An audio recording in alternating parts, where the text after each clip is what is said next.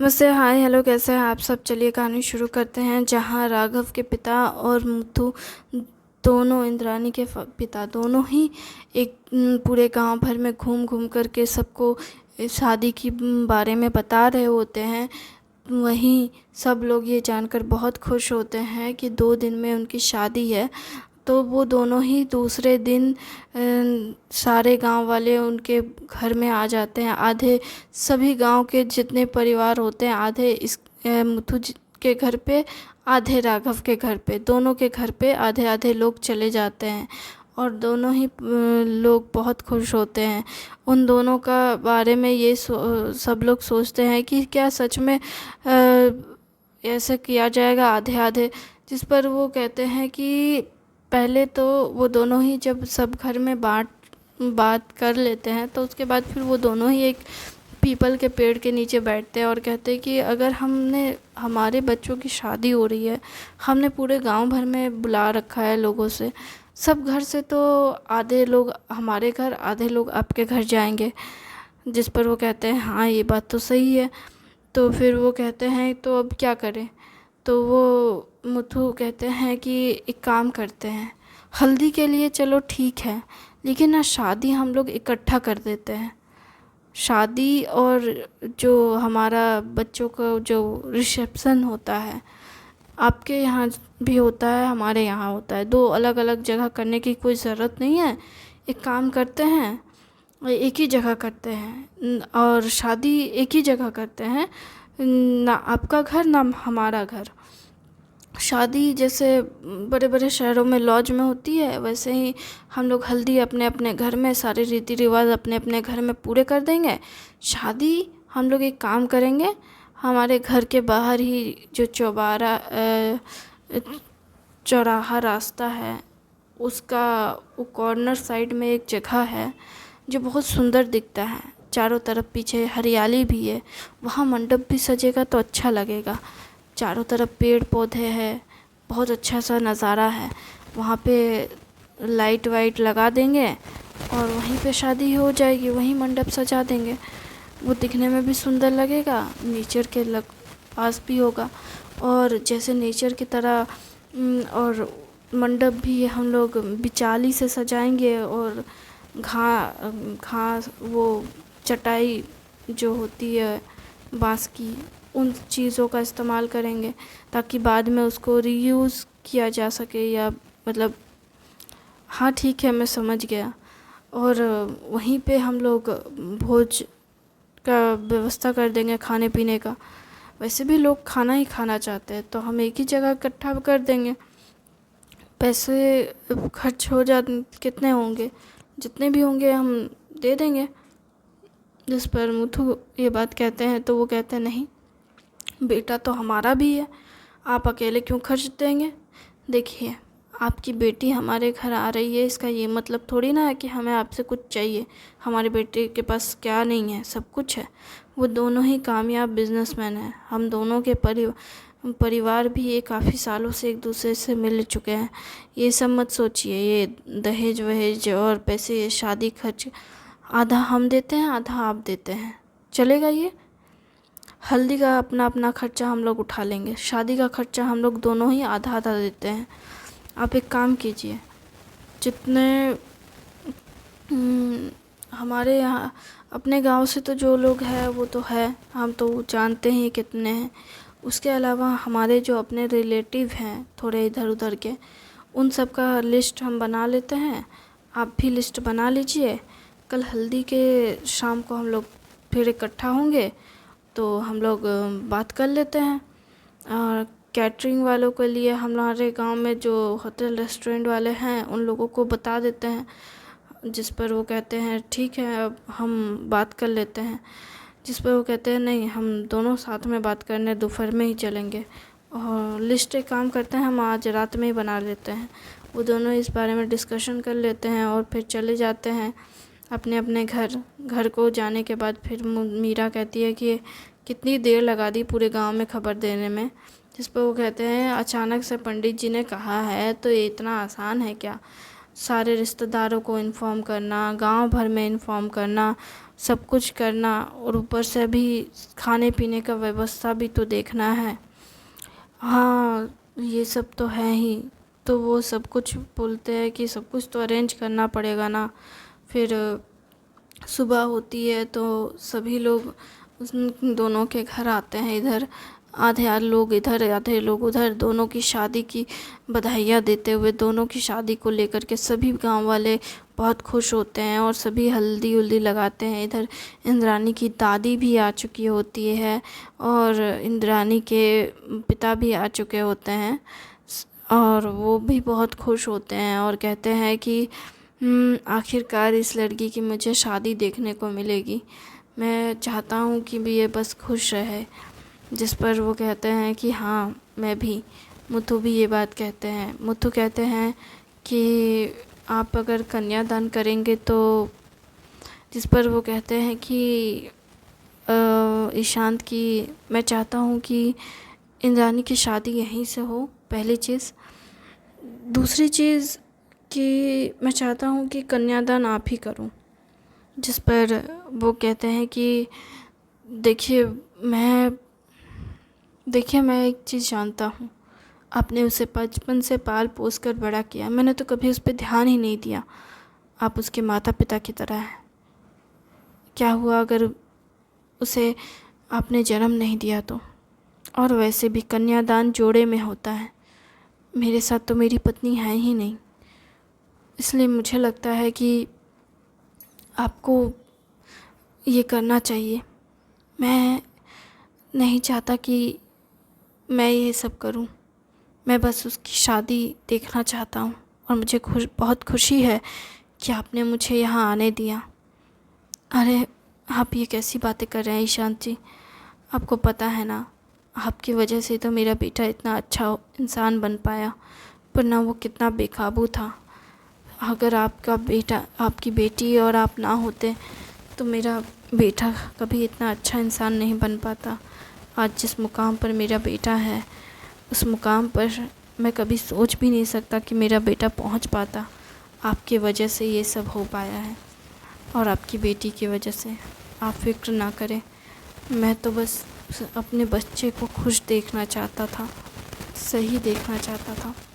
आप चिंता मत कीजिए, हम सब कुछ मिलकर कर लेंगे। ये सब बाद में बातें करते हो रहेंगे। अभी तो बहुत सारी चीज़ें तैयारी करनी है, बाकी है ना। हाँ, वो सब लोग हल्दी लगाते हैं दोनों को, बहुत मस्ती मजाक चल रहा होता है दोनों के घरों में, हंसी मजाक। राघव और इंद्रानी दोनों एक दूसरे को देखने के लिए थोड़े बेताब होते हैं, लेकिन ईशांत और मीनाक्षी दोनों को मिलने नहीं देते एक दूसरे से और कहते हैं देखो, हमारा काम है तुम दोनों पे नज़र रखना, इसलिए तुम चिंता मत करो। वो ना भागने वाला है इस बार, ना तुम्हें ना करने वाला है। इसलिए तुम दोनों बस शादी की तैयारी, तुम दोनों बस एंजॉय करो, लेकिन एक दूसरे को देखने की कोशिश बिल्कुल मत करो।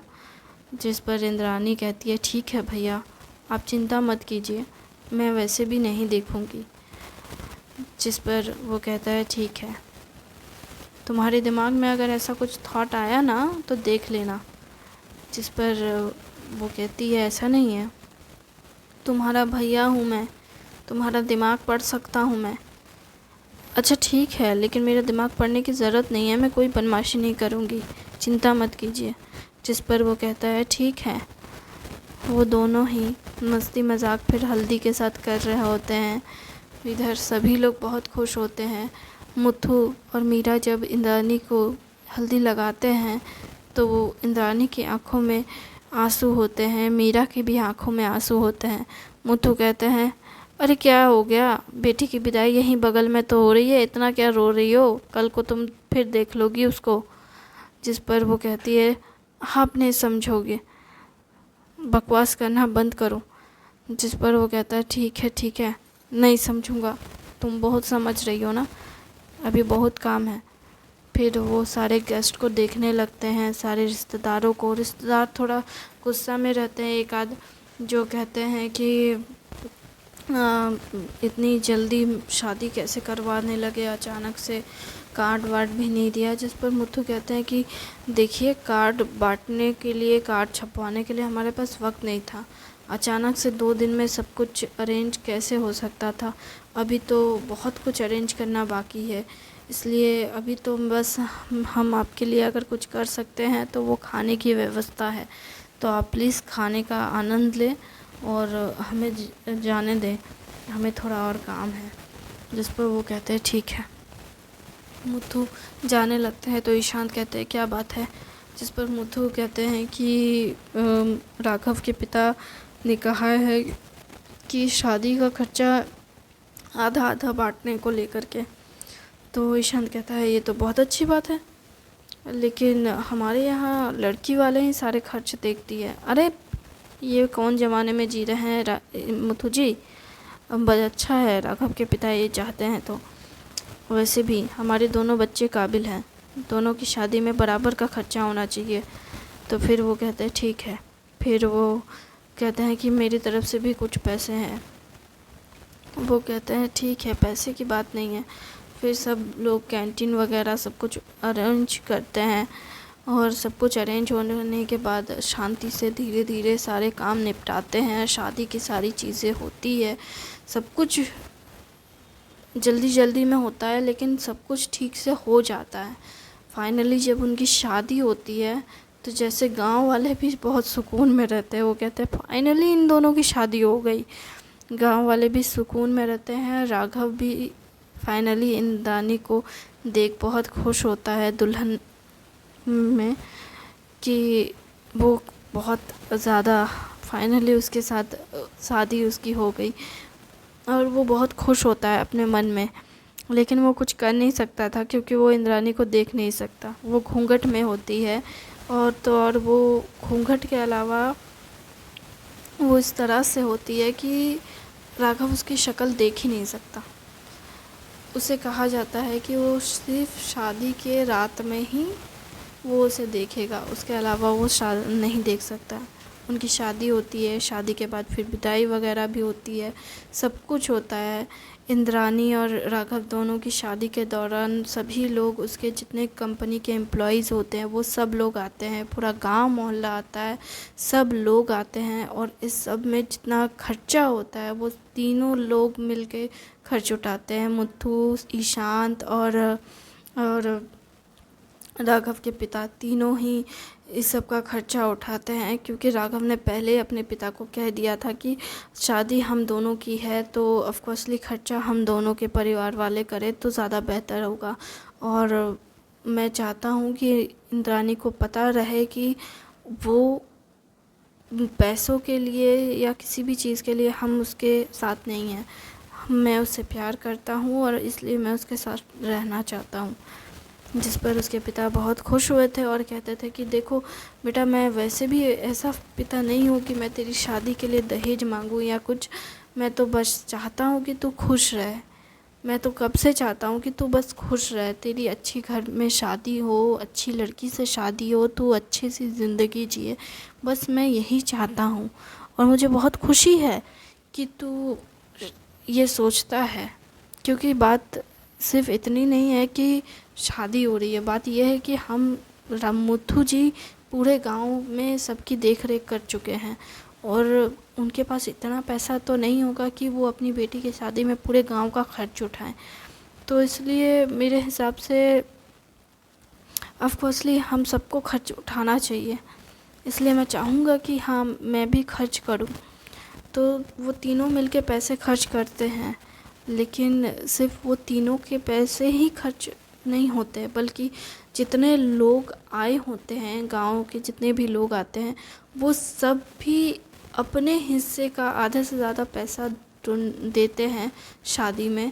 और कुछ लोग गिफ्ट भी देते हैं, पैसा और गिफ्ट दोनों देते हैं, इस वजह से कि बेटी की शादी हो रही है, पैसे बहुत खर्च किए गए हैं, इतने सारे लोगों का पेट भोज का व्यवस्था, खाने का इतना सबका व्यवस्था उन्होंने किया है। तो वो चीज़ बहुत सारे लोगों को लग रही थी कि इतना सब खर्चा मुथु जी ने किया है।